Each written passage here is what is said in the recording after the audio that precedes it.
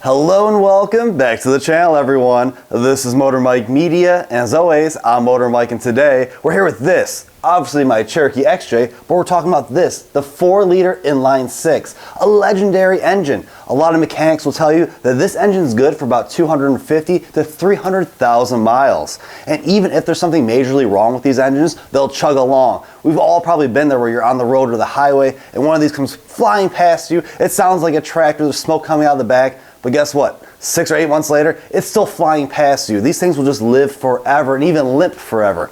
Now, I really like these engines. They're simple to work on. Parts for them are very, very cheap, and they were in a lot of great vehicles.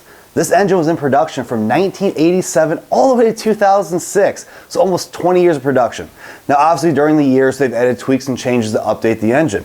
Originally, it had like 173 horsepower, about 220 pound-feet of torque. Later in its life cycle, it went all the way up to 190 horsepower and about 235 pound-feet of torque. Now that doesn't sound like a whole lot to you guys, but inline 6 engines are nice and smooth.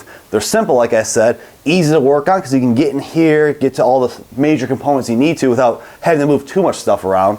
But these things are in a lot of junkyards. So if you have a project vehicle, you can go there, get one on the cheap. I bet you it's still going to crank over and still be a good running engine. There's lots of aftermarket support, not only for this engine to maintain it, to fix it up, or to even make these a little hot rod, but the vehicles. There's so many awesome vehicles this was in.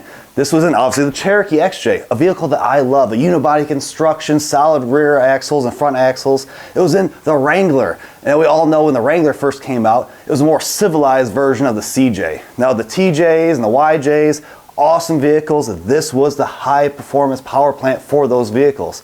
You also have the Comanche, y'all remember that? Basically one of these with a truck bed on the rear end.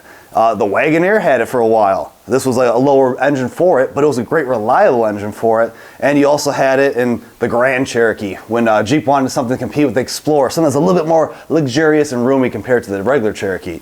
But this engine is awesome. Inline 6s are great. If you all remember back in the day, every automaker seemed like they had a great inline 6. Ford had theirs. It wasn't the most powerful, but it lasted forever. The old BMW inline 6s, they were great little engines and they lasted forever. So it was sad to see this go away in 2006, but now we have a new inline 6 coming, the Hurricane. Now that's a 3-liter twin turbocharged. It can go all the way up to 510 horsepower and 500 pound-feet of torque. I made a whole video on that. I'll leave it linked for you guys in the description below. You can watch after this.